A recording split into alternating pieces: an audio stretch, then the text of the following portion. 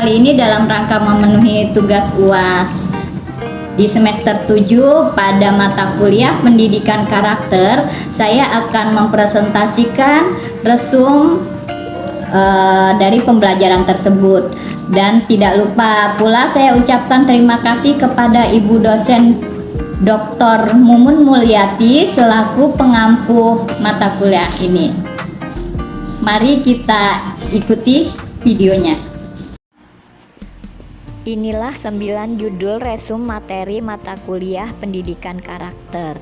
Pada materi pertama tentang karakteristik perkembangan moral dan karakter anak usia dini. Karakteristik perkembangan moral, pembahasannya tentang pemahaman hak dan kewajiban, pemahaman tentang konsekuensi, serta pemahaman tentang empati pada anak.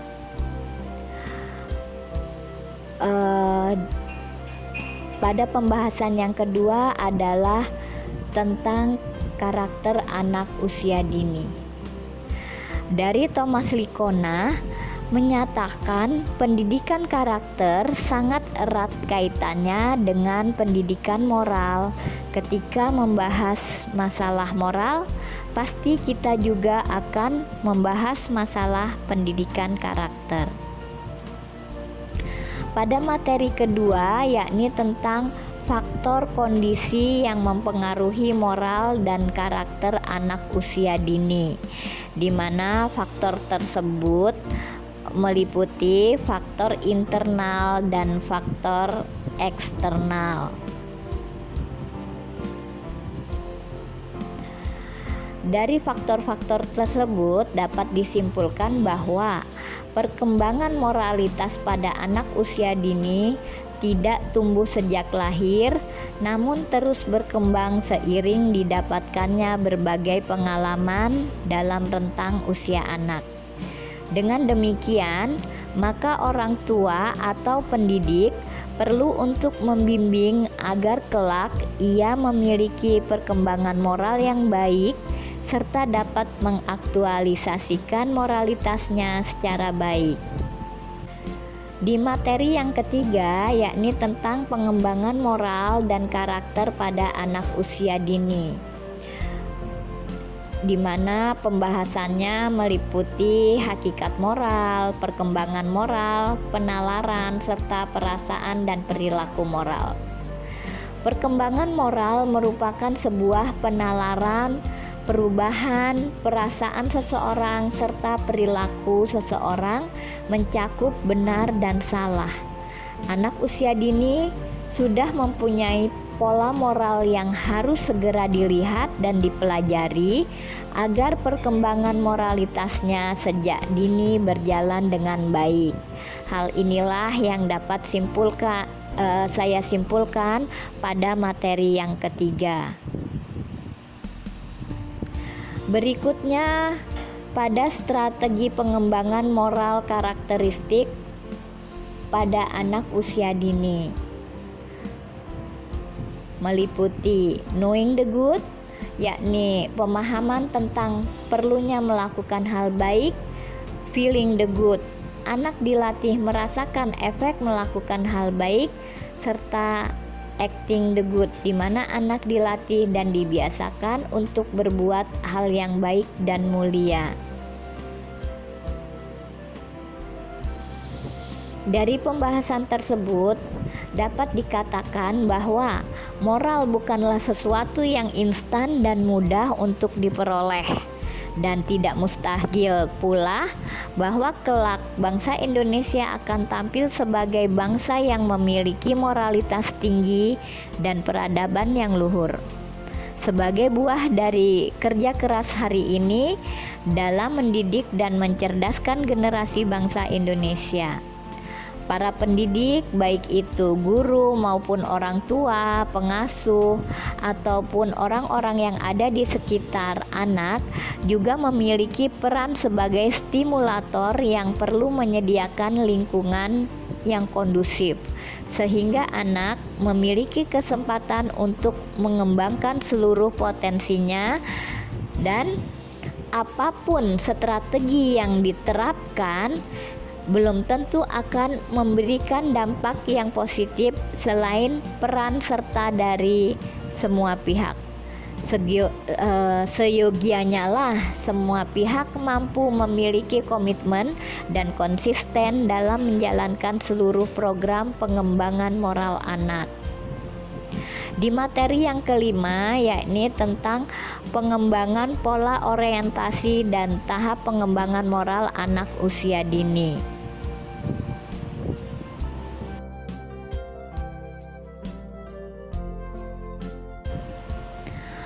Dari pola orientasi ini, saya dapat menyimpulkan bahwa perkembangan moral atau moral development melibatkan perubahan seiring usia pada pikiran, perasaan, dan perilaku berdasarkan prinsip dan nilai yang mengarahkan bagaimana seseorang seharusnya bertindak.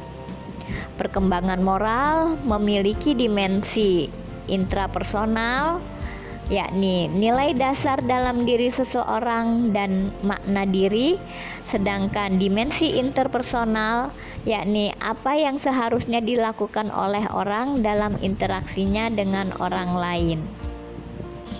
Berikut adalah materi yang keenam tentang pengembangan moral dan agama anak usia dini.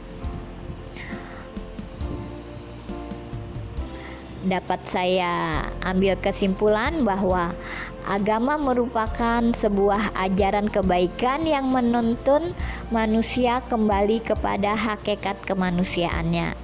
Pengembangan adalah suatu usaha untuk meningkatkan kemampuan teknis, teoritis, konseptual, dan moral. Pendidikan harus berprinsip pada pengokohan moral dan agama. Di materi yang ketujuh, yakni tentang pengembangan nilai-nilai keagamaan anak usia dini, di mana pembahasannya meliputi konsep penanaman nilai-nilai keagamaan, proses penanaman nilai-nilai keagamaan, dan faktor-faktor penanaman nilai-nilai keagamaan. Pada pengembangan nilai-nilai keagamaan anak usia dini, nilai moral tidak dapat dinilai dengan standar numerik, tetapi berdasarkan rangkaian perilaku yang dilakukan. Sedangkan penanaman nilai dan aspek nilai agama yang kuat pada anak nantinya akan mencegah anak untuk melakukan hal-hal yang negatif.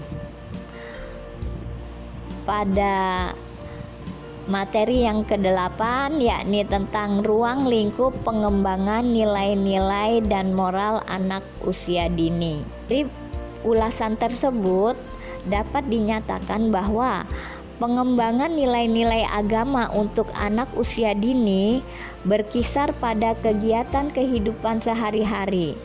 Secara khusus, penanaman nilai-nilai keagamaan bagi mereka adalah meletakkan dasar-dasar keimanan, kepribadian, atau budi pekerti yang terpuji dan kebiasaan ibadah sesuai dengan kemampuan anak.